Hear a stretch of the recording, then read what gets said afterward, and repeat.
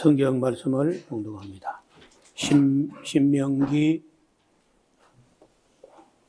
19장 1절에서 6절까지입니다.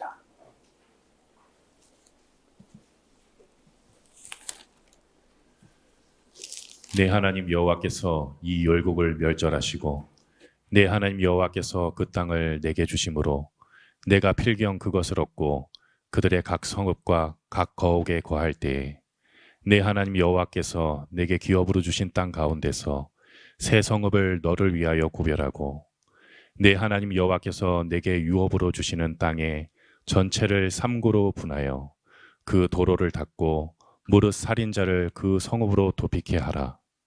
살인자가 그리로 도피하여 살만한 경위는 이러하니 곧 누구든지 본래 혐언이 없이 부지 중에 그 이웃을 죽인 일, 가령 사람이 그 이웃과 함께 벌목하러 살림에 들어가서 손에 도끼를 들고 벌목하려고 찍을 때에 도끼가 자루에서 빠져 그 이웃을 맞춰 그로 죽게 함 같은 것이라. 이런 사람은 그 성읍 중에 하나로 도피하여 생명을 보존할 것이니라. 그 사람이 그에게 본래 혐언이 없으니 죽이기에 합당치 아니하나 두렵건대 보수자의 마음이 뜨거워져서 살인자를 따르는데 그 가는 길이 멀면 그를 따라 미쳐서 죽일까 하노라. 도피성 이야기가 언급됩니다.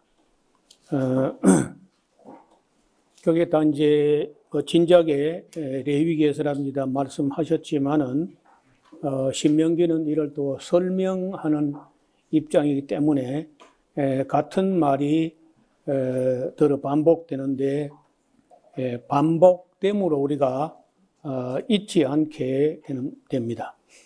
지도를 좀 보시면은 요단강이 이렇게 내려오면은 그 요단강 동편에 가나안 땅 들어가기 전에 루벤 지파와 갓 지파와 므낫세 지파의 절반이 땅을 분배해 받았습니다. 그 루벤 지파 땅에 이 도피성 하나가 있는데 베셀이라는 곳에 도피성이 있습니다. 그리고 이제 갓 지파 땅에는 길랏 라못에 있었고 므낫세 반지파 땅에는 바산 골란 쪽에 이런 도피성을 마련합니다. 이 내용을 보면은 이런 겁니다.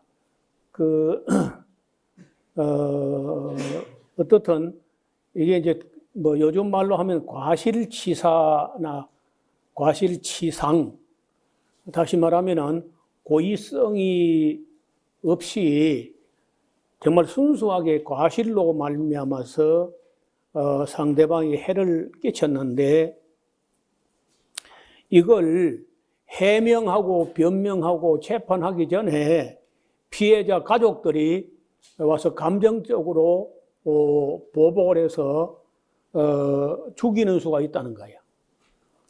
이건 참 이중불행이니까 하나님께서는 그 사람이 살아가는 날 동안에 우발적 사고가 일어난다는 것을 전제하고 있는 겁니다. 그건 없어야 되는데 그게 있거든요. 그리고 우발적인 그런 사고가 일어났을 때에 비록 가해자라 할지라도 고의성이 없었기 때문에 정당한 판결을 받아서 또 피해자 가족들의 감정이 가라앉을 때까지 일정 기간 동안 보호받는 장치가 절대적으로 필요하다. 이런 법은 얼마나 그 법이 섬세한 법입니까? 그냥 이에는 이 눈에는 이렇게 된 게 아니고 그런 법이 있다 할지라도 언제나 정당한 판결을 받아서 억울한 일이 없도록 또 무고한 생명이 피살되거나 그런 일은 없어야 된다는 것이 이 법의 정신이라고 봅니다. 그래서 네 하나님 여호와께서 이 열국을 멸절하시고 네 하나님 여호와께서 그 땅을 네게 주심으로 네가 필경 것을 얻고 그들의 각 성읍과 각 가옥에 거할 때에 네 하나님 여호와께서 네게 기업으로 주신 땅 가운데 새 성읍을 너를 위하여 더 이제 구별하고 네 하나님 여호와께서 네게 유업으로 주시는 땅의 전체를 3구로 세 구역으로 나누어서 그 도로를 닦고 무릇 살인자를 그 성으로 도피하게 하라. 살인자라도 도피해서 보호받을 수 있게 하라 한 건. 살인자가 그를 도피하여 살만한 경위는 이러하니 이런 어떤 사람이 거기서 이제 도피할 수 있느냐 하면은 본래 어떤 혐오, 미워하는 거나 원수진 것이나 이런 것이 없이 순수하게 부지 중에 그 이웃을 죽인 일이 있다 하자. 가령 그 사람이 이웃과 함께 산에 나무를 베러 올라갔는데 도끼를 가지고 나무를 찍다가 도끼가 도끼살에서 쑥 빠져가지고 함께 같이 갔던 사람을 그저 맞춰서 죽였다는 거야. 그럴 때 그게 뭐 본래 어떤 그 원수진 것도 없고 미워하는 마음도 없었기 때문에 이거는 순수하게 과실로 보아서 처리해야 되는데 문제는 피해자의 가족이 마음이 뜨거워져 가지고 열불이 나 가지고 그냥 재판하기 전에 그 가해자를 잡아 죽일 수가 있다는 거야.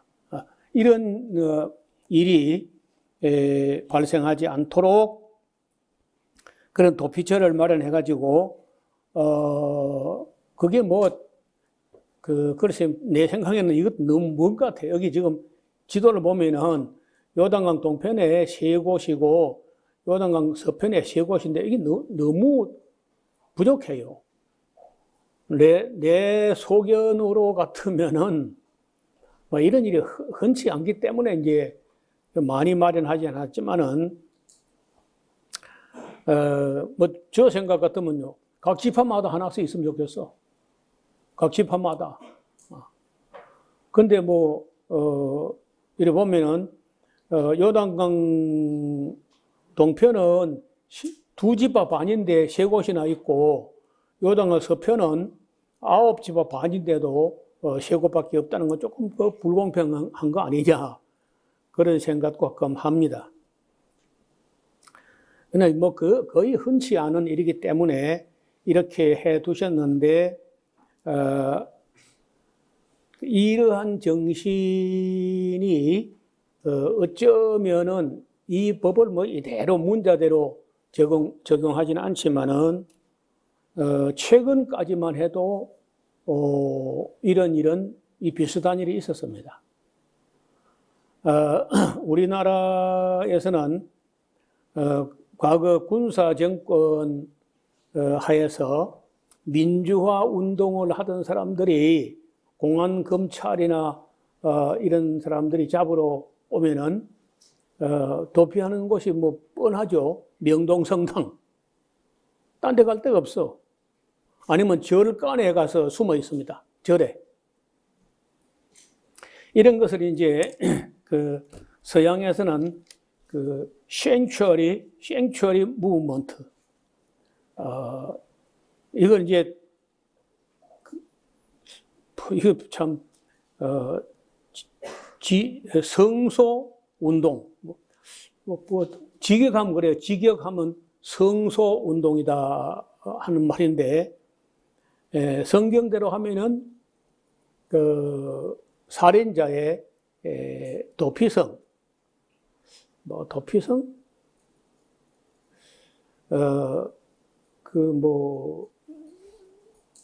유치장, 하여튼 이름이 딱히 직역만 해서는 또 이제 곤란하고 어떻든 서양에서도 이것이 오래도록 이런 일이 있어 왔습니다. 이것은 이제 이스라엘 역사에 한두 번 그런 일이 있었는데 다윗이 죽고 나서 다윗이 죽을 때 솔로몬에게 유언을 하죠. 그 유언을 할 때 그 히든 카드에 이름이 몇 사람 적혀 넘어가요. 그 게라의 아들 시므이 그거 요시찰의 인물이다. 그래 요압이라는 사람 그 군부의 총수인데 그거는 편안히 죽을 사람이 아니야. 너 잘 보고 지혜롭게 처리를 해라. 이렇게 한 적이 있었거든요. 그런데 이 솔로몬 이 아도니아 때에 아도니아 반역에 이 요압이 가담을 했다가 아도니아가 처단되고 나니까 요압이 그 성소에 가서 성전의 제단 뿔을 잡고 있다는 거야. 그래서 솔로몬이 끌어와라 해가지고 이제 처리하는 그런 장면이 나오는데 제단 뿔을 잡고 있어도 죄를 지은 사람은 끌어내려가지고 재판에 죽습니다. 단 제단 뿔을 잡고 있는 동안에 일반 군인들이나 어떤 왕의 명령이 없이는 그 지성소 바로 앞에 있는 성소에 제단 뿔을 잡고 있는 사람을 그 일반 군인들이나 아무나 누가 가서 그걸 거기서 피를 흘리거나 그렇지 못해요. 그러니까 이제 안 죽는 유일한 길이 그 제단 뿔을 붙잡고 있는 겁니다. 그러면은 왕의 명령에 의해서라면은 뭐 거기서 잡아오는데 왕의 명령에 의해서 잡아오면은 왕의 재판 받을 때까지는 안 죽잖아요. 그런 장치인 겁니다. 거기 간다 해서 뭐 영원히 생명 보장 받는 건 그런 건 아니고 정당한 판결을 받기까지 무지막지한 군인들이나 아니면은 뭐 무슨 뭐 그 양심도 없는 어떤 공안 검찰 이런 사람들에게 맞아 죽는 그런 일은 없게 한다는 거죠. 이것이 우리나라만 있은 게 아니고 온 세계 모든 뭐 기독교 문화권에서 가톨릭 문화권 이런 데서도 그 비슷한 일들이 들어 있었습니다. 그 숨을 곳이 없으면은 수녀원에 가서 숨거나 수도원에 가서 숨거나 성당 안에 가서 그 신부에게 숨겨달라고 하거나 아니면 사찰, 절에 가서 숨어 있거나 이런 수가 있는데 좀 죄송하고 글쎄 안타까운 일은 교회에 와서 목사에게 숨겨달라고 한 사례는 없었던 것 같아. 목사들은 별로 믿음을 하지 않은 것 같아 보니까. 그 신부도 숨겨주고 스님도 숨겨주고 수녀원, 수도원 다 숨겨주는데 예배당에 가서 숨은 일은 별로 없는 거예요. 그런데 어떻든 명동성당에는 수많은 민주화 투사들이 가서 보호받았던 그런 일이 들어 있었습니다. 자, 거기 보면은 7절에 그러므로 내가 네게 명하기를 네 성읍들을 너를 위하여 구별하라 하노라. 네 하나님 여호와께서 네 열조에게 맹세하신 대로 네 지경을 넓혀 네 열조에게 주리라고 말씀하신 땅을 다 내게 주실 때에 또 네가 나의 오늘날 네게 명하는 이 모든 명을 지켜 네 하나님 여호와를 사랑하고 항상 그 길로 행할 때 이 셋 외에 새 성읍을 더하여 네 하나님 여호와께서 네게 기업으로 주시는 땅에서 무지한 피를 흘림이 없게 하라. 이같이 하면 그 피가 네게로 돌아가지 아니하리라. 그러니까 정치하는 사람들은 정치를 잘 해서 무지한 사람이 피를 흘리지 않도록 해야 돼. 죄 없는 사람의 피가 흘려지지 않도록 해라. 이것이 이제 이 법의 목적이죠.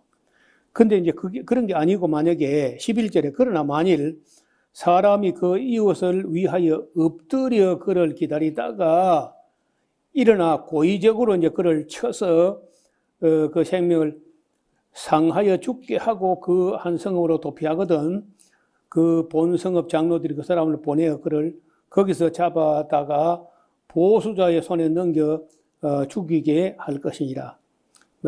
오늘날 같으면 이거는 뭐 그렇게 합당한 법은 아니죠. 그 피해자가 직접 죽이게 하라 이렇게 하는 것은 요즘 같으면은 있을 수 없는 일인데 그때는 뭐 그런 법까지 허락되는데 그러니까 이런 그 구약에 있는 율법의 수준이 높은 수준이 아닙니다. 제가 보는데 구약 성경에 있는 이 윤리나 율법이란 것은요 수준이 아주 최소한의 법을 질서를 유지하는 정도의 낮은 수준이었다는 거예요.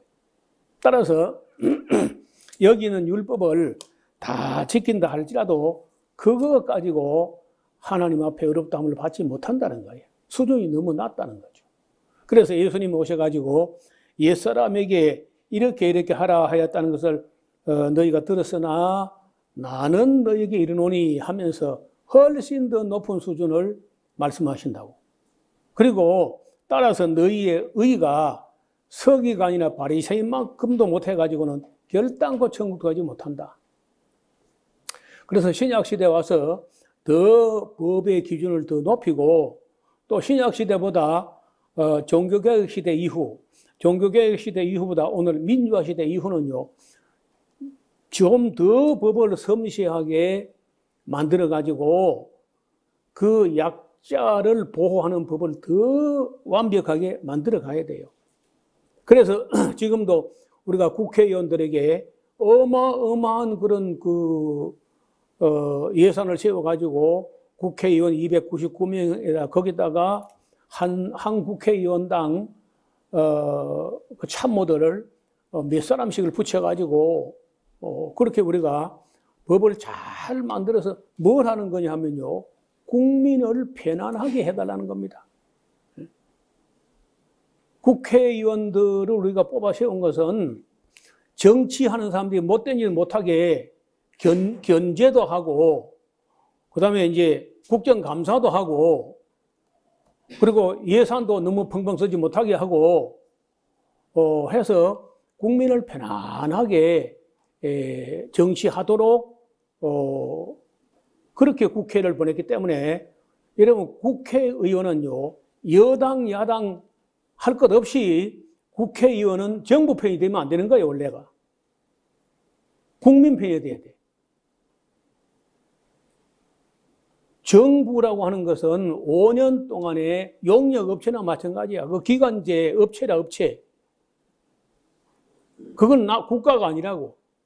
정부라는 것은 어떻게든지 자기들 필요한 대로 하려고 하니까 그 행정부가 그리 못하게 국회가 견제하게 하고 또 사법부를 둬가지고 잘못하게 되면은 국민이든 국회의원이든 행정부든 간에 잘못된 사람들은 그 해당하는 처벌을 하라 이렇게 3건을 분리해가지고 잘 조화를 이루어서 목적은 국민을 편안하게 하는 겁니다.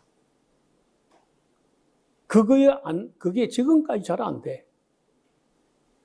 그리고 이제 이 인류 역사, 정치사 이런 것을 이렇게 살펴 공부를 해 보면은 아직도 온 세상에 대부분의 정부, 대부분의 정치는 아주 미숙하다. 많이 미흡하고 미숙해요. 참 성숙한 정치를 하는 나라는 지구상에 글쎄 내 생각에 10나라가 채 안 되는 것 같아. 220개국 중에 한 10나라 정도가 그런 대로 좀 발전되고 성숙된 정치를 하는 것 같고 국민들이 편안하게 해요. 제가 본 대로 대표적인 나라가 아마 카나다가 아니겠나. 캐나다가 참 국민을 편안하게 해요. 그 다음에 이제 핀란드, 노르웨이, 스웨덴, 독일도 뭐 잘하는 편이 독일. 그 다음에 이제 뭐 네덜란드 정도, 뭐 덴마크 정도 이런 정도 하니까 한 10나라 정도밖에 안 돼요. 그 외에는 제가 볼 때 아직도 정치가 악하거나 무능하거나 미숙하거나 그렇습니다. 그래서 인류의 역사에 있어서 정치는 좀 더 발전해야 된다. 우리나라도 다른 모든 면에서 우리나라는 많이 앞서 발전했는데 정치는 여전히 미숙한 것 같아. 정치는 참 삼류도 안 돼. 등수 이하야.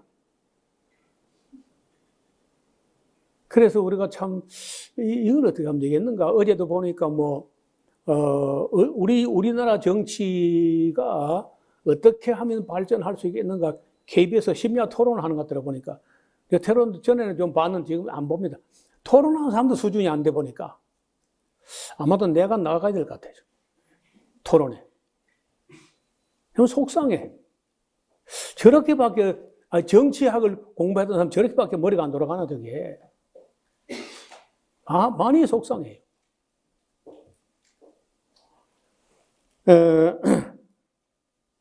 그래서 고의적으로 사람을 죽였을 때는 반드시 처리하라는 겁니다.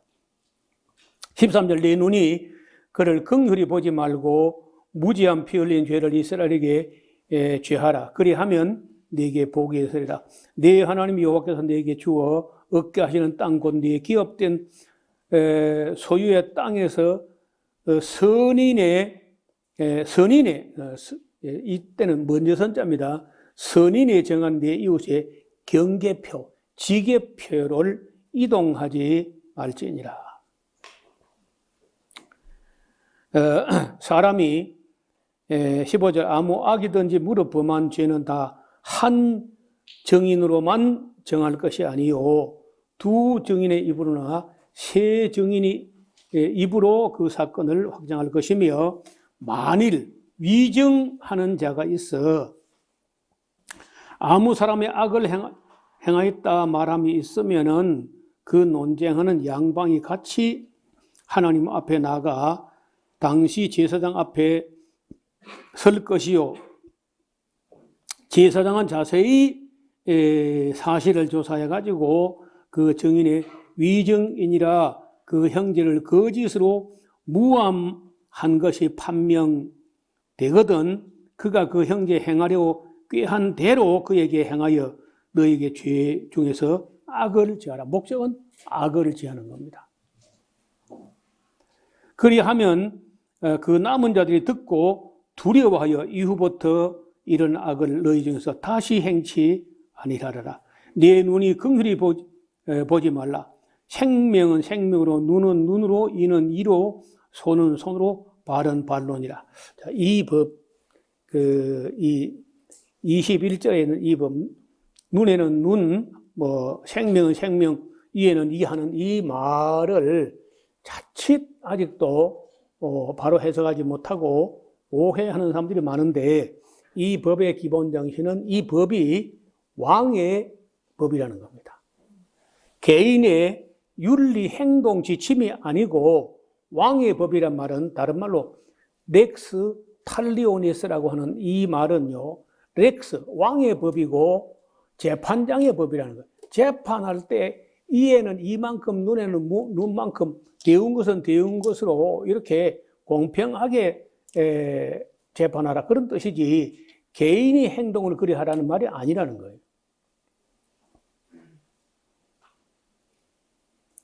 저는 지난날 생사람을 잡아서 간첩으로 몰아서 사형을 받게 했던 수많은 사건이 있거든요.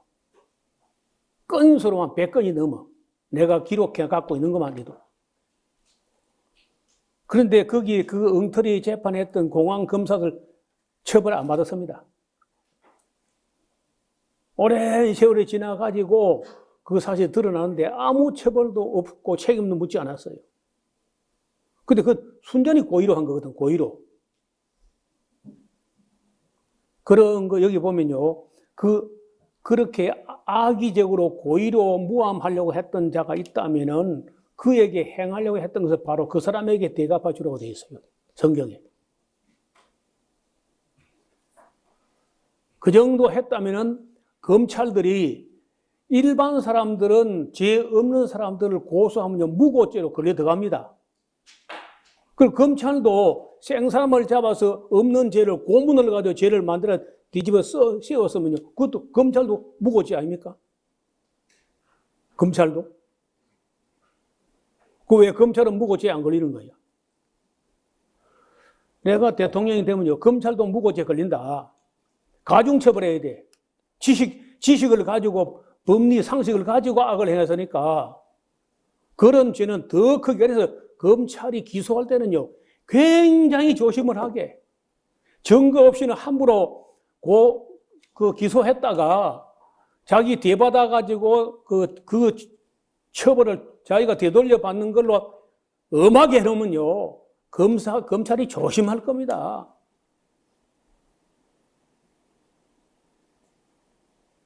그리고 검찰이 기소해야 될 사람은 기소 안 해가지고 돈 버는 사람들이 검찰이거든요. 기소를 해야 될 사람을 기소하게 되면은 그냥 봉급만 받습니다. 고에게 봉급만. 기소해야 될 큰 죄를 가진 사람을, 그리고 힘있고 돈 많은 사람을 기소하지 않고 기소유예를 하거나 불기소 처분하게 되면 그에게 돈을 받습니다. 봉급 정도가 아닙니다. 그런 거 탄로나면요 노무현 대통령 말대로 50배씩 분원해야 돼. 50배씩. 노무현 대통령 때 그 불법 선거자금 썼으면요 50배씩 분원했잖아요. 그러고 나서 확 줄었죠. 하여튼 뇌물 받은 것은 무조건 50배씩 다 되돌려내게. 그렇게 엄하게 해야 돼요, 법을. 어제의 범죄를 처벌하지 않으면 미래의 범죄에 희망을 주는 것이다. 용기를 주는 것이다.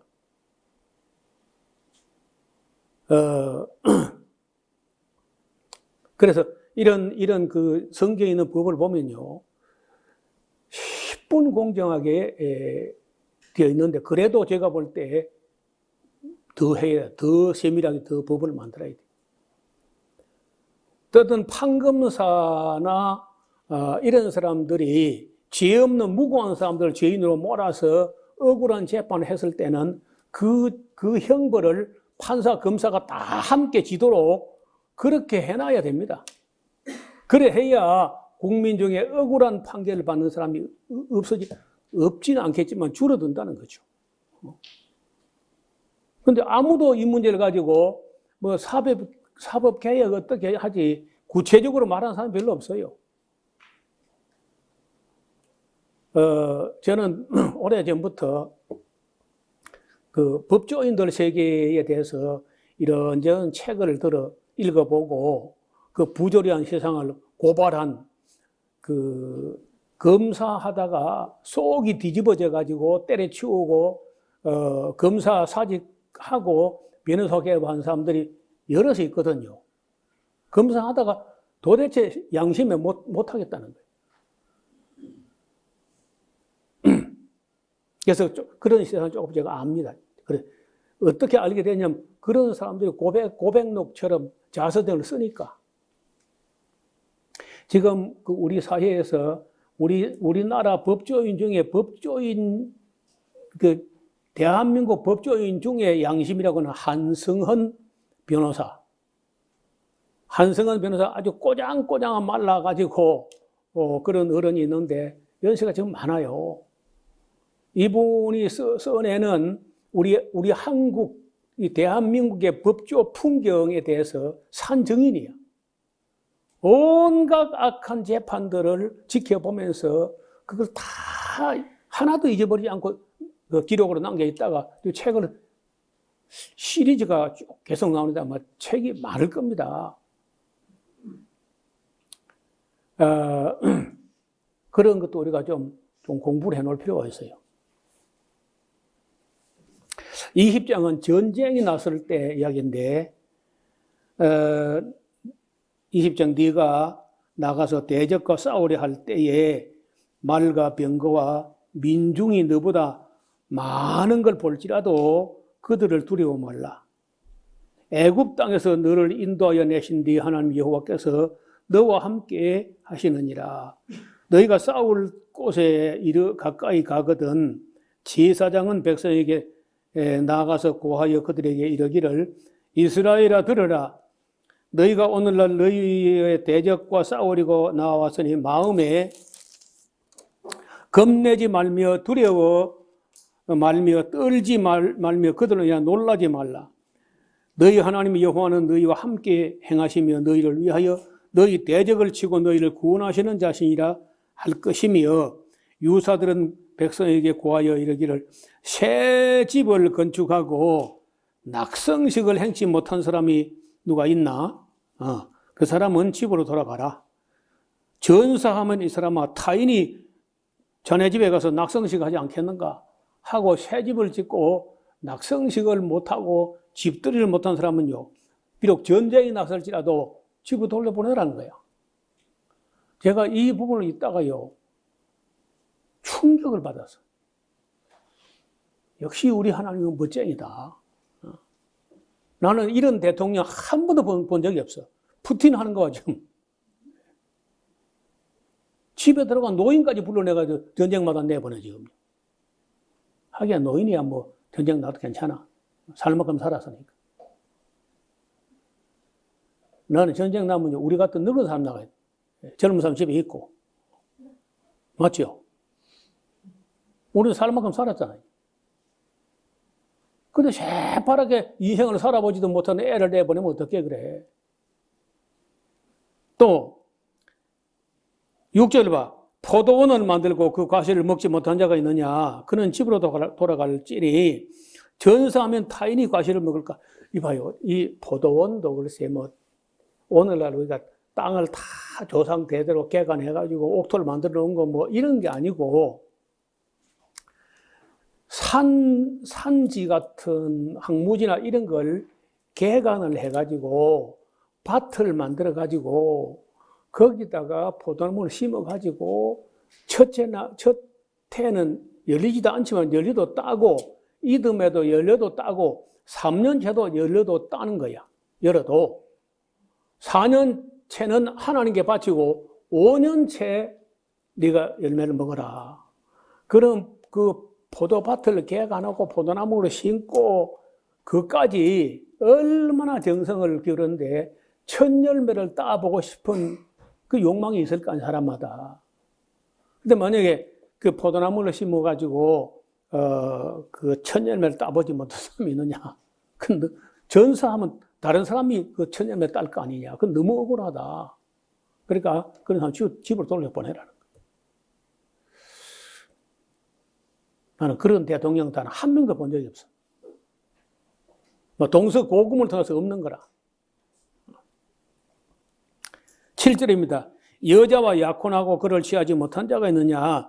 그는 집으로 돌아가게 해라. 전사하면 타인이 그를 취할까 하노라. 아이고. 그럼 누가 전쟁 나갔노? 하여간 그 사람이 제가요 일생에 오늘은 정말 내 날이다고 할 만큼 기쁘고 행복하고 그런 날이 그리 많지 않거든요. 인생은 그야말로 고난의 바다가 고해라 하잖아요. 그런데 그래도 적어도 새 집을 뭐처럼 새 집을 장만해가지고 집들이 하는 거는 큰 즐거움이야. 과일나무를 심어서 첫 열매를 따보는 것은 참 즐거움이야. 제가 나무를 심어봐서 알거든요. 제가 아직도 나무 심어가지고 첫 열매 안 따본 나무가 많이 있어. 아직도 따봐야 되네가지고. 그 다음에 약혼식을 했는데 결혼식도 못 올린 사람이 있느냐? 그 집을 돌려보내라. 그럼 지금 우리나라 군대 전부 다 집을 가야 돼.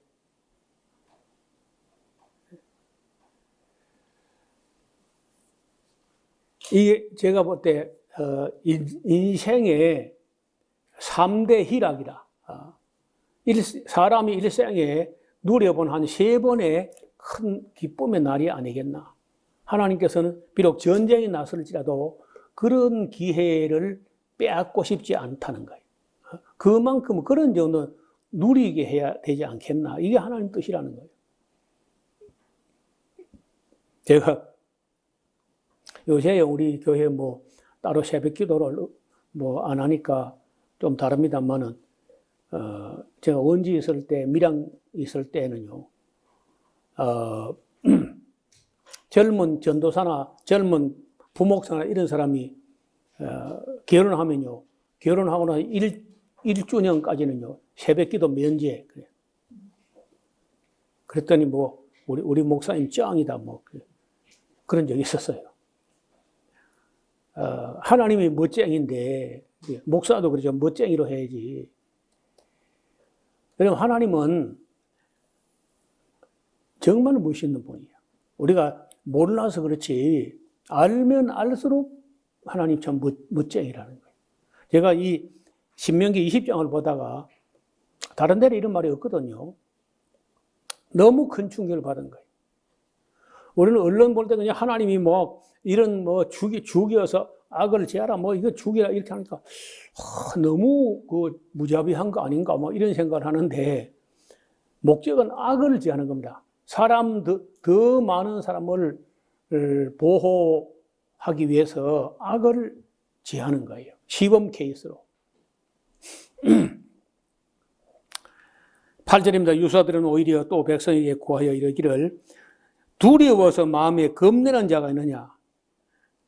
전쟁터에 나가려고 하면은 그 두려워하는 사람이 있는 거죠.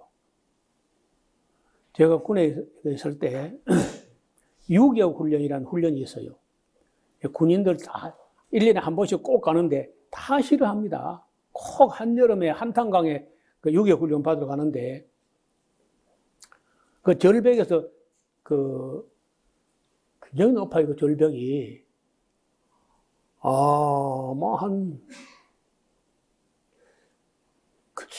제가 재보지는 못했는데,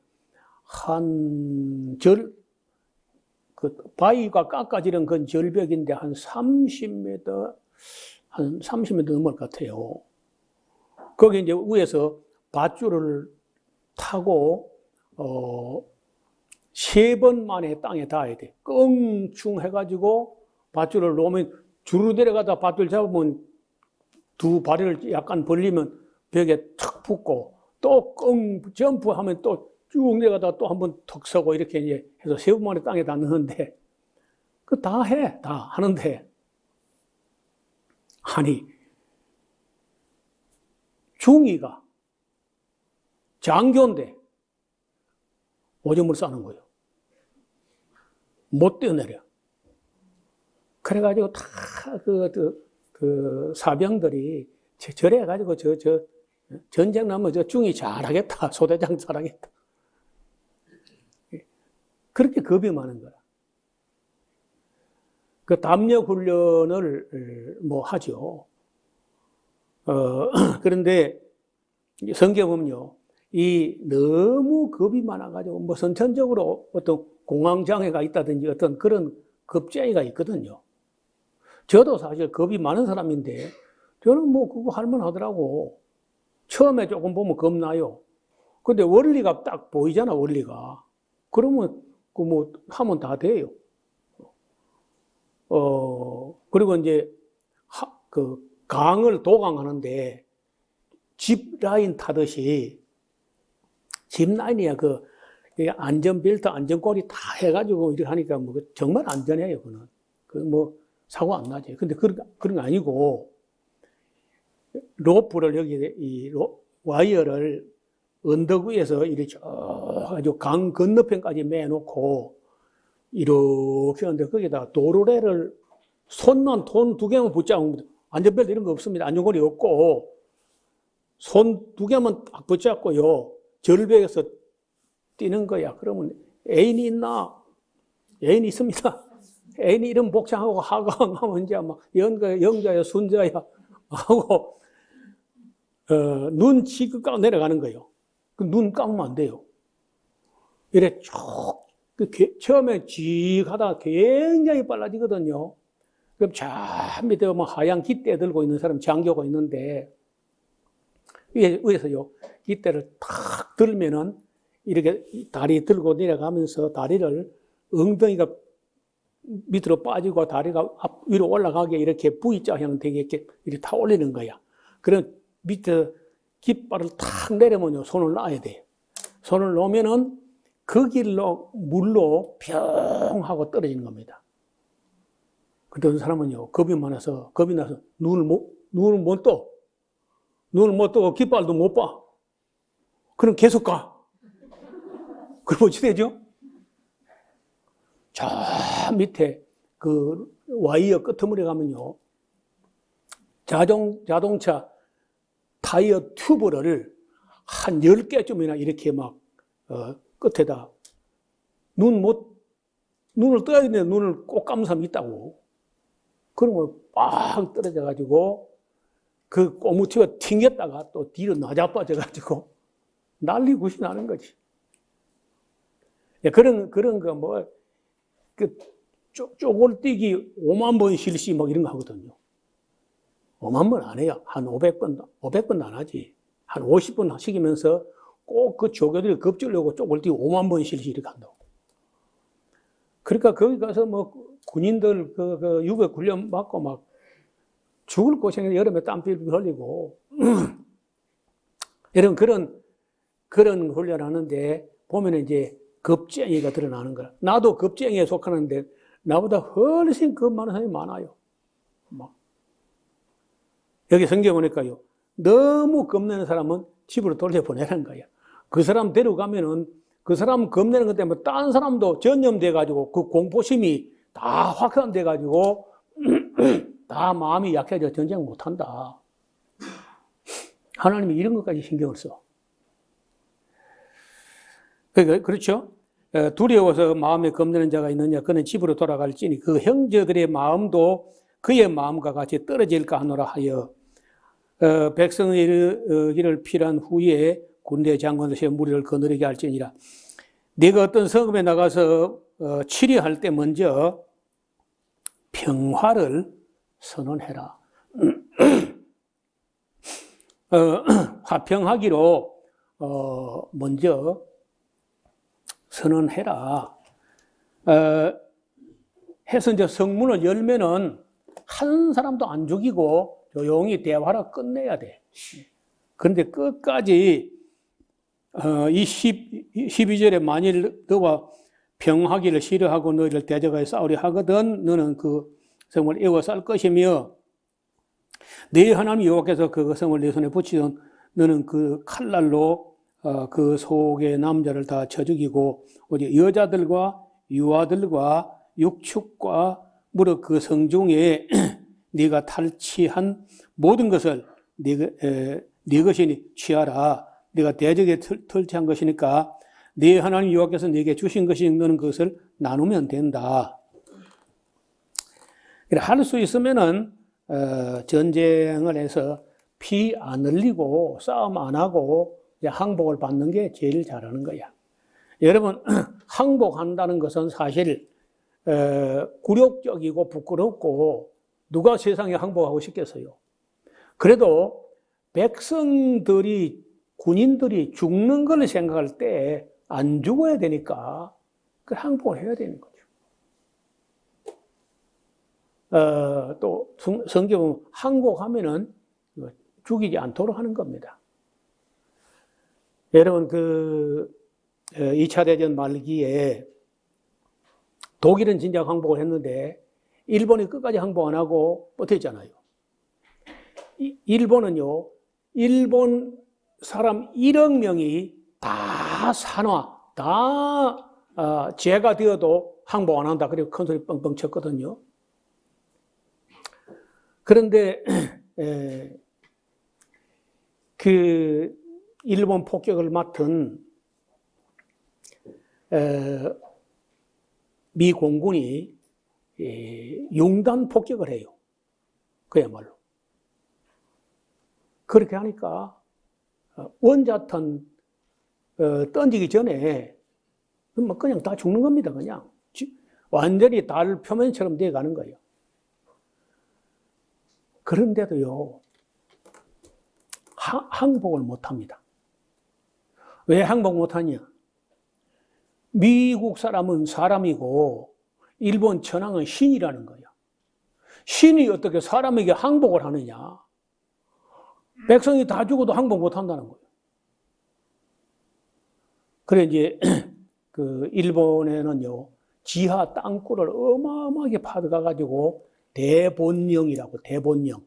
그 대본령에서 이제 그 일본 천황부터 해가지고 최고 참모들이 모여가지고 작전을 짜는데, 거기서 천황이 항복한다는 말을 쓰지 않습니다. 절대로.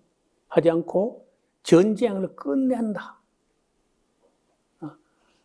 백성들을 생각해서 백성을 어여삐 여기는 마음으로 전쟁을 끝낸다는 쪽으로 해요. 그래서 일본 그 천황이라는 사람이, 천황이 아니지, 그냥 왕이지,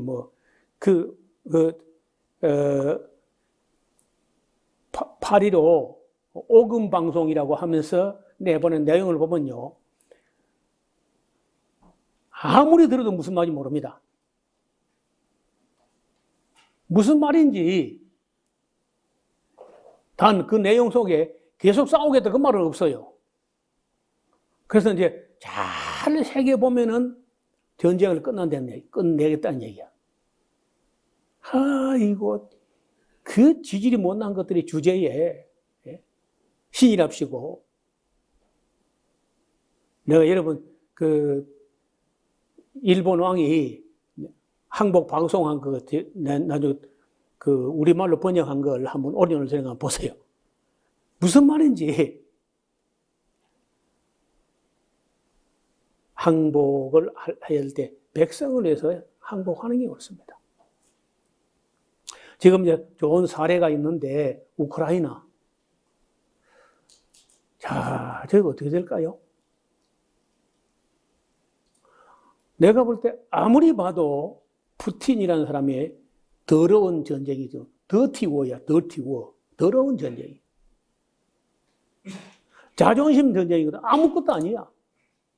누구를 위한 것도 아닙니다. 러시아를 위한 것도 아니고 우크라이나를 위한 것도 아니야. 그 누구를 위한 거예요?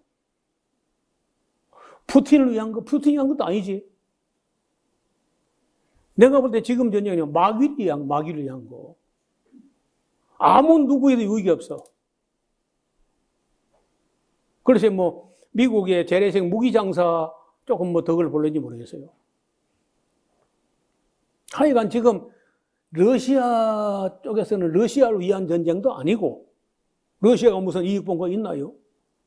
우크라이나를 위한 것도 아니야. 그래도 둘 다 손해보고 마는 거죠.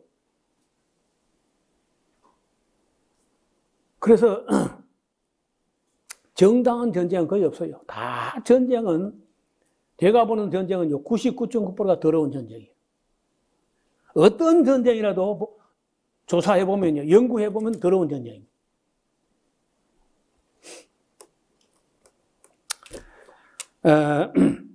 자, 이렇게 하지 말아야 될 어떤 항복이고 이런 절차 필요 없는 민족이 있는데, 오직 16절, 오직 네 하나님 여호와께서 네게 기업으로 주시는 이 민족들 성읍에서는 호흡 있는 자는 하나도 살리지 말지니 곧 헷 족속과 아모리 족속과 가나안 족속과 브리스 족속과 히위 족속과 여부수 족속은 네가 진멸하던 네 하나님 여호와께서 네게 명하신 대로 하라. 이는 그들이 그 신들에게 행하는 모든 가증한 일로 너희에게 가르쳐 본받게 하여 너희로 너희 하나님 여호와께 범죄케 할까 함이니라. 다른 데는 이제 전쟁 아까 일반 원칙을 가지고 하되, 여기 헷 족속, 아모리 족속, 가나안 족속, 그 브리스 족속, 히위 족속, 여부 족속, 이것들은요 대책이 없는 민족이에요. 이거는 그냥 협상이고 그 평화하는 필요 없고 가서 있는 데라고 나 지매라고 끝내라는 거예요. 19절입니다. 너희가 어느 성읍을 오랫동안 에워싸고 쳐서 취하려 할 때에 도끼를 둘러 그곳에 나무를 작벌하지 말라. 이는 너희의 먹을 것이 됨이니라. 찍지 말라. 밭에 수목이 뭐 사람이냐? 너희가 어찌 그것을 에워싸겠느냐? 오직 과목이 아닌 줄로 아는 수목은 작벌하여 너희가 뭐 전쟁할 때 기구를 만들고 무기를 만들고 할 수 있지만은 과일나무 같은 거는 비록 적국에 있는 나무라도 찍어서 망하게 하지 말라는 거예요.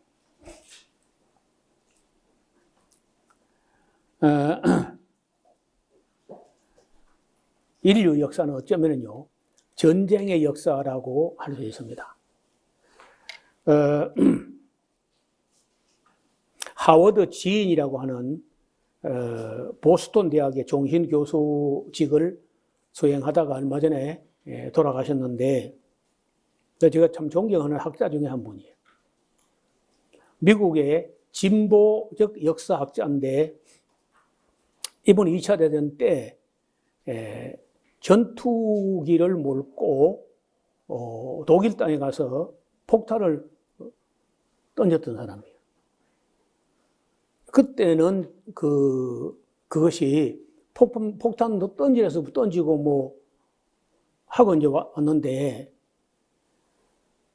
뭐 독일이 악하고 이제 하니까 폭탄 또 던지라고 던졌다는 거야. 그런데 전쟁이 끝나고 전쟁 이후에 수많은 부상자, 죽은 사람이야 뭐 말이 없지만은 부상을 입어가지고 장애인이 되어가지고 있는 그 비참하고 불행을 일생 안고 살아간 사람들을 볼 때 자기가 던지는 그 전투기에서 던진 폭탄이지만은 그로 말미암아서 죽은 사람이야 그냥 일순간에 죽었다고 손치자 남은 유가족이나 다친 사람들이 안고 있는 그 고통을 생각할 때 일평생의 전쟁이라는 것은 그야말로 자기가 소총을 가지고 사람을 쏘는 쪽으로 해서는 절대로 그건 못해서 그랬대, 자기는. 안 보이니까 폭탄 가지고 먼 데서 던졌고 누가 죽은지 모르고 돌아왔기 때문에 명령을 수행했다고 하고 자기는 전성국의 전투기 조종사로 자기 평생에 이분은 평생에 반전운동 하다가 돌아가셨어요. 전쟁은 어떤 전쟁도 정당한 전쟁 없다. 어떤 전쟁은 다 악하다는 거예요. 그래서 아무리 굴욕적이라도 전쟁 안 할 수 있으면 안 해야 돼. 항복하고 안 하는 게 낫다는 거예요. 이 사람뿐 아니고 노암 촘스키라고 하는 MIT 공대 그 영어 영문학 그 교수인데 이분도 꼭같이 반전론자인데 그런 분들이 이제 글을 읽어보고 전쟁의 참상에 대해서 이렇게 좀 살펴보면요, 이건 너무 끔찍한 거라. 여러분 요즘 우크라이나 쪽에 일어난 일들을 보면요, 우리가 뭐 그 영상이 너무 심한 거는 보통 안 보여주거든요. 그런데 이거 뭐 군인만 보고 군사 시설만 보고 공격하는 게 아니고 무차별로 미사일로 갖다 민간인 지역에 막 때려 부수고 거기다가 발전 시설을 때려 부수므로 이 추운 겨울에 전부 정전 사태가 나가지고 그 비참한 모습을 잠깐 비춰주는데 뭐 상상을 초월하는.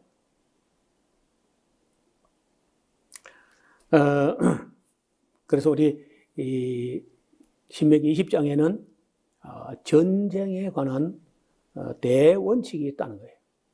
뭐 너무 짧아요. 이 법이라는 게 전쟁에 관해서 이 한 손바닥만한 법 가지고 세상 모든 전쟁을 다 규정할 수 없지만은 대원칙이 있습니다. 전쟁을 안 할 수 있으면 안 하는 쪽으로, 또 항복할 수 있으면 항복을 해서라도 항복을 받아서 평화한 쪽으로 가야 돼. 그래서 뭐 저도 저 같은 사람이 뭐 반전운동 해봐야 무슨 영향력이 있을까만은 저도 저 개인적으로는 어떤 전쟁이라도 반대하는 입장입니다. 전에 제가 신학교 다닐 때 그 교수 한 분이 그런 말을 했어요. 만약에 북한이 밀고 내려온다 하면 어째 됩니까? 이렇게 하니까. 그리고 그분 얘기가, 그 북한이 밀고 내려오면 우리가 또 나가서 칼과 싸워가지고 전쟁을 해서 뭐 다 죽어야 되겠느냐. 그러면서 이제 하는 그분 얘기가 그 마하트마 간디 이야기를 하는 거예요. 영국 앞에 인도의 힘이라는 것은 게임이 안 되는 거죠. 근데 그 마하트마 간디가 비폭력 저항을 했다는 거예요. 맨손 저항을 했어요. 하얀 옷을 입고 맨손으로 인도 남자들이 일렬종대로 횡대로 와 몰려가는 게 아니고 데모하듯이 간 게 아니고 일렬종대로 갔다는 거예요. 그럼 영국군이 서라, 더 이상 오면 쏜다, 스탑 하는데 계속 하니까 쐈어요. 총소리죠. 쏘니까 죽어요. 죽으니까 그 부인들이 와서 그 죽은 시체를 꺼내고 또 다음 사람이 또 가요. 또 쏴요. 또 부인들에서 또 꺼내고 또 가요. 또 쏘는 거예요. 또 가요. 일렬종대로. 그래 이제 결국은요. 계속 오니까 못 쏘더라는 거예요. 암만 영국 사람이 양심이 없다 손쳐도 못 쏘다. 손 들고 갔어요. 그래서 그날 이후에 그런 문제를 가지고 만약에 사람이 맨손으로 일렬종대로 줄 서가지고 오면은 몇 사람까지 쏠 수 있는가? 한 사람은 쏜다는 거예요, 한 사람. 두 사람도 쏠 수 있대요. 그래, 그것이 저는 그것이 사실인지 확인도 못 해봤고, 그것이 과학적으로 증명되는 거 아니지만요. 어떻든 그 보고서는요, 아무리 강심장이라도 일렬종대로 줄줄이 서서 오는데 8명 이상을 쏠 수 있는 사람은 없답니다. 8명 이상을 쏘다가는 쏘는 사람이 미쳐버린다. 그럼 할만하잖아. 8명 죽고 그냥 전쟁 안 할만하면은. 8명만 죽고 영국이 도망갈 만하면 할만하다는 거죠. 그런 식으로 인도가 싸워서 영국 사람이 도망갔거든요. 그 얘기를 하는데, 아무도 북한 군대가 밀고 내려오면 어떻게 됩니까? 그래 질문도 반문도 아무도 못하고 말았습니다. 또 누가 잘못 듣고 노 목사가 또 북한 내려오면서 일렬 종대를 서서 그래 하라 하더라 또 그래 하지 말고 그런 교수의 강의가 있었는데 그때 아무도 북한이 밀고 내려오면 어째야 됩니까? 하고 다시 반문을 아무도 못했어요. 전쟁하는 마음으로 대화를 하면요, 할 수 있습니다. 전쟁할 정도 경비를 들여가지고 협상을 하고 대화를 할 수 있습니다. 그 대화 못하면 지도자 하지 말아야 돼. 그런 대화할 실력이나 능력에서 그 대통령이나 국무위원장은 하면 안 돼.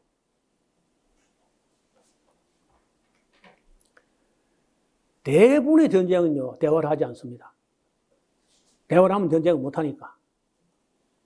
그래서 대결보다 충분히 대화를 하면은 풀 수 있다. 얼마든지.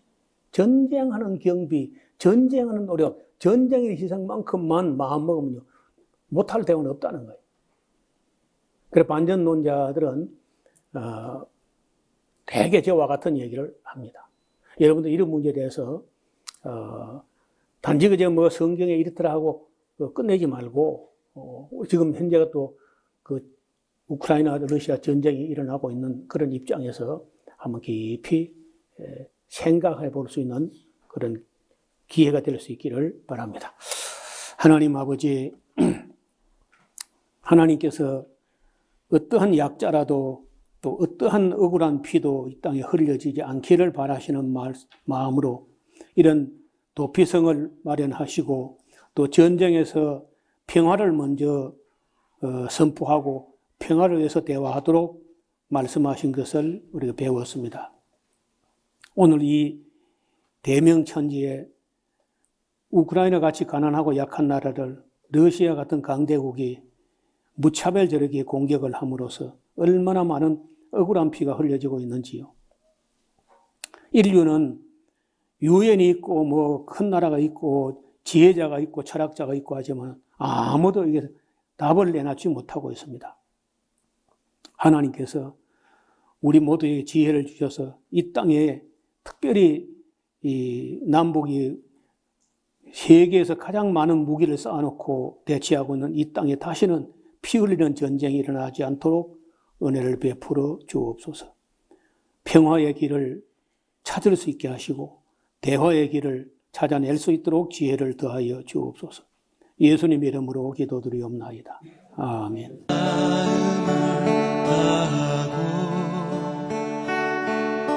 성품을 다하고 힘을 다하여서 여호와를 사랑하라. 내게 준 계명을 마음에 새기고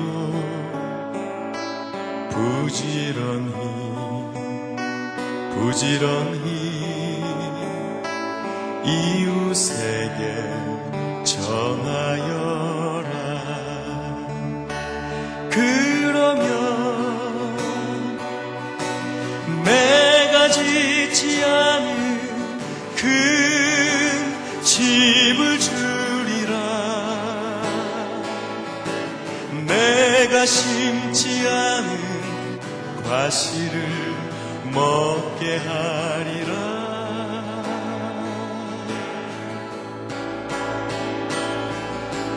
그러나 한 가지 잊지는 말아라. 죄인 된 우리를 구원하신 여호와